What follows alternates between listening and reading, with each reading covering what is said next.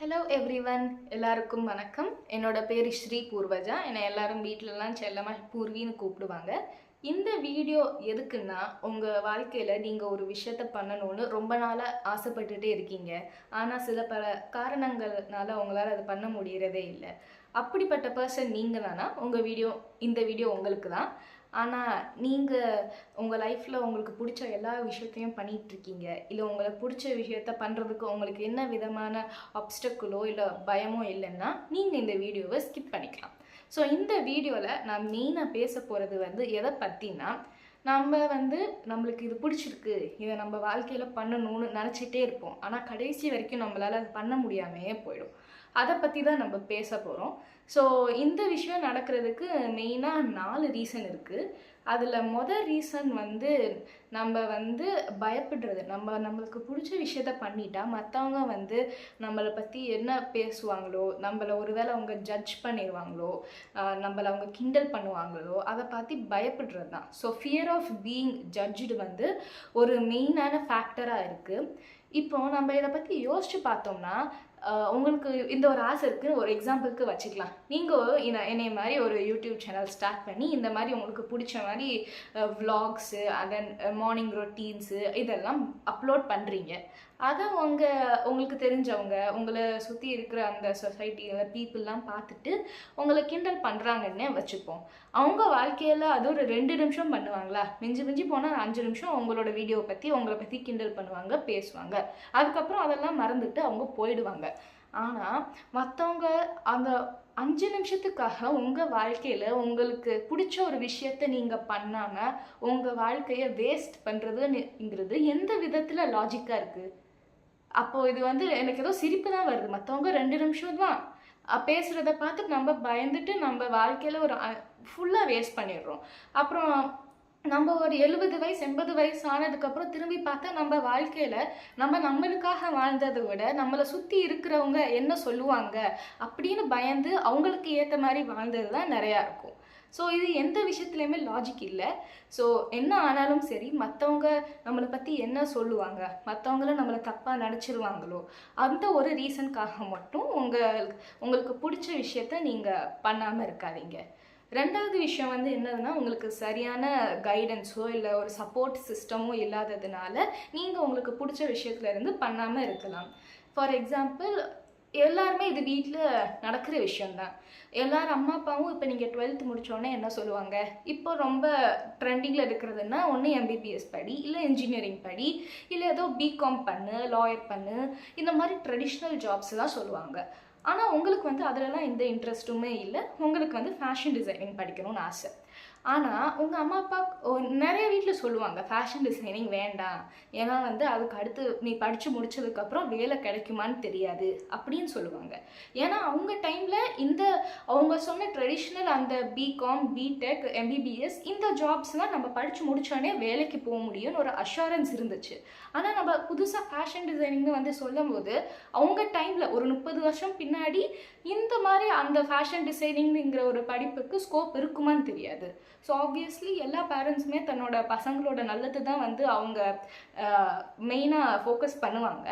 So அதனால் அவங்க fashion டிசைனிங்னு சொல்கிறது, நீங்கள் பேசும்போது அவங்க அதுக்கு முடியாதுன்னு சொல்கிறதுக்கு நிறைய சான்சஸ் இருக்குது.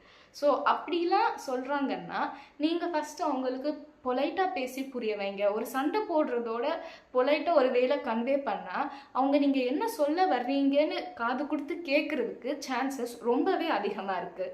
ஸோ நீங்கள் அப்படி பேசும்போது நீங்கள் உங்கள் ஆசைப்பட்ட விஷயத்த பண்ண விடுறதுக்கு, ஓகே சொல்கிறதுக்கு ரொம்பவே பாசிபிலிட்டிஸ் அதிகமாக இருக்குது.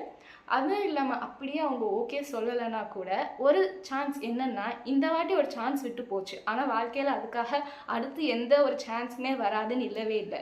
எல்லா நாளுமே புது புது ஆப்பர்ச்சுனிட்டிஸ் நம்மளவே வந்துட்டு தான் இருக்கும். ஸோ நான் உங்களுக்கு சஜஸ்ட் பண்ணுறது என்னென்னா, நீங்கள் ஃபஸ்ட்டு அம்மா அப்பாவோட ஃபைனான்ஷியல் சப்போர்ட்லேருந்து வெளியில் நீங்கள் ஃபைனான்ஷியலி இண்டிபெண்ட்டாக ஆனதுக்கப்புறம் நீங்கள் கொஞ்சம் கொஞ்சமாக ஒரு part time fashion designing courses பண்ணலாம். ஸோ அந்த மாதிரி கொஞ்சம் கொஞ்சமாக ஒரு ஃபேஷன் டிசைனிங் இல்லை எந்த இது உங்களுக்கு வாழ்க்கையில் என்ன எது ரொம்ப பிடிச்சிருக்கு, ரொம்ப பண்ணணும்னு ஆசையாக இருக்கோ அதை கொஞ்சம் கொஞ்சமாக பண்ண ஆரம்பிங்க. அதில் நீங்கள் நல்லா பெட்டர் ஆனதுக்கப்புறம் நீங்கள் உங்களோட 9 to 5 ஜாபை குவிட் பண்ணிவிட்டு உங்களுக்கு பிடிச்ச விஷயத்த ஃபுல் டைமாக கூட பண்ண ஆரம்பிக்கலாம். அடுத்து வந்து மூணாவதாக நான் உங்ககிட்ட பேச போகிறது எதை பற்றினா, டிஸ்ட்ராக்ஷன்ஸ்னால நிறைய பேர் அவங்களுக்கு பிடிச்ச விஷயத்த பண்ணாமல் இருக்காங்க. ஏன்னா நம்மளோட ஹியூமன் மைண்ட் நம்மளோட கம்ஃபர்ட் ஜோனில் நம்மளுக்கு தெரிஞ்ச விஷயத்த பண்ணுறது தான் அதுக்கு தான் அப்படி இது ப்ரோக்ராம் ஆகிருக்கு. ஸோ நம்ம இவ்வளோ நாள் ஃபோனில் அடிக்ட் ஆகி நல்லா மெத்தையில் படுத்துட்டு ஃபோன் பார்த்துட்டு இருந்த நம்மளுக்கு திடீர்னு ஏதாவது ஒரு புது ஹாபி நம்ம பண்ணுறோன்னா அது நம்ம பாடிக்கும் நம்ம மைண்டுக்கும் ஒரு கம்ப்ளீட் ஷாக்காக இருக்கும். இப்போ ஒரு எக்ஸாம்பிள் சொல்லணும்னா கூட உங்களுக்கு ட்ராயிங் பெயிண்டிங்லாம் ரொம்ப பிடிக்கும். ஆனால் நீங்கள் அதெல்லாம் பண்ண மாட்டேங்கிறீங்க. ஏன்னா நீங்கள் ஃபோன் பார்க்குறதுலையே ரொம்ப பிஸி. ட்ராயிங் பண்ணுறதுக்கு பெயிண்டிங் பண்ணுறதுக்கெலாம் டைம் இல்லைன்னு கூட விட்டுருங்க, உங்களுக்கு மூட் இல்லை, அது பண்ணாயே உங்களுக்கு ரொம்ப லேசியாக இருக்குது. அப்படின்னா நீங்கள் ஒரு நாளுக்கு அப்படியே ஃபோனையே பார்க்காம மூடி வச்சுட்டு அடுத்து நீங்கள் ஒரு 4 மணி நேரம் டெய்லி பெயிண்டிங் பண்ணுவீங்க. நாள் பண்ணுவீங்க, 2 நாளும் அதே மாதிரி ஃபோனே பார்க்காம பெயிண்டிங் பண்ணுவீங்க. மிஞ்சி போனால் 1 வாரம் பண்ணுவீங்க. ஆனால் அதுக்கப்புறமும் நீங்கள் அதே மாதிரி கண்டினியூஸாக பெயிண்டிங் பண்ணுவீங்களான்னு கேட்டால் அது ரொம்ப பெரிய கொஷின் மார்க். ஸோ அதனால் உங்களுக்கு பிடிச்ச விஷயங்களை திடீர்னு ஒரு நாள் எல்லாத்தையுமே நீங்கள் ஆல்ரெடி பண்ணிகிட்ருக்கிறத ஸ்டாப் பண்ணிவிட்டு புதுசாக ஒரு விஷயத்தில் கால் எடுத்து வைக்கிறத விட நான் சஜஸ்ட் பண்ணுறது என்னென்னா, ஒரு விஷயம் பிடிச்சிருக்கா, ஓகே, ஃபஸ்ட்டு ஒரு பெயிண்ட் பண்ண போகிறீங்களா, ஒரு நாளைக்கு ஒரு 10 மினிட்ஸ் பண்ணுங்கள். 10 மினிட்ஸ் பண்ணி உங்களுக்கு அது ஒரு ஹேபிட் ஆனதுக்கப்புறமா அதை டைமை இன்க்ரீஸ் பண்ணுங்கள். 20 மினிட்ஸ், 30 மினிட்ஸ், அப்புறம் 45 மினிட்ஸ், அப்புறம் 1 hour. அப்படி பண்ணிங்கன்னா உங்கள் மைண்டுக்கு அது ஒரு கம்ப்ளீட் ஷாக்காக இருக்காது. ஏன்னா உங்கள் மைண்டும் உங்கள் பாடியும் நீங்கள் டெய்லி பெயிண்ட் பண்ணுறத ஆல்ரெடி ஒரு ஹேபிட்டாக அது எடுத்துக்கும். அவங்க பாடியும் மைண்டும் ஏற்கனவே அந்த பெயிண்டிங்னுங்கிற ஒரு புது ஹேபிட்டுக்கு பழகி போயிருக்கும். ஸோ இப்போ புதுசாக நீங்கள் ஃபோனை விட்டுட்டு பெயிண்டிங் பண்ணுற மாதிரி அதுக்கு தோணாது. ஏன்னா அது ஏற்கனவே பெயிண்டிங் பண்ணுற ஒரு ஹேபிட்டுக்கு பழகிடுச்சு. ஸோ இந்த மாதிரி ஒரு ஹாபியோ இல்லை பிடிச்ச ஒரு விஷயத்தையோ நீங்கள் உங்கள் லைஃப்பில் இம்ப்ளிமெண்ட் பண்ணும்போது அதை திடீர்னு டக்குன்னு ஒரே நாள் பண்ணாமல் கொஞ்சம் கொஞ்சமாக லைஃப்பில் இம்ப்ளிமெண்ட் பண்ண ஆரம்பிங்க. அது மட்டும் இல்லாமல் 4வது விஷயம், எதுக்காக பீப்புள் அவங்களுக்கு பிடிச்ச விஷயத்த அவங்க பண்ண மாட்டேங்கிறாங்கன்னா அது ரொம்ப முக்கியமான ரீசன் கூட. அது ஃபியர் ஆஃப் ஃபெயிலியர். அதாவது நம்ம ஒரு விஷயத்த இப்போ பண்ணுறோம், அது போய் சக்ஸஸில் முடியாமல், நம்ம நினச்ச மாதிரி முடியாமல் போய் ஃபெயிலியர்லையோ இல்லை நம்மளுக்கு எதிர்மாறாத ஏதாவது ஒரு வேலை போய் முடிஞ்சிருச்சுனாலோ நம்ம அதுக்கடுத்து என்ன பண்ணுவோம், அப்படி ஒரு ஃபியர் ஆஃப் ஃபெயிலியருக்காக தான் நிறைய பேர் அவங்களுக்கு பிடிச்ச விஷயத்த பண்ணாமல் இருக்காங்க.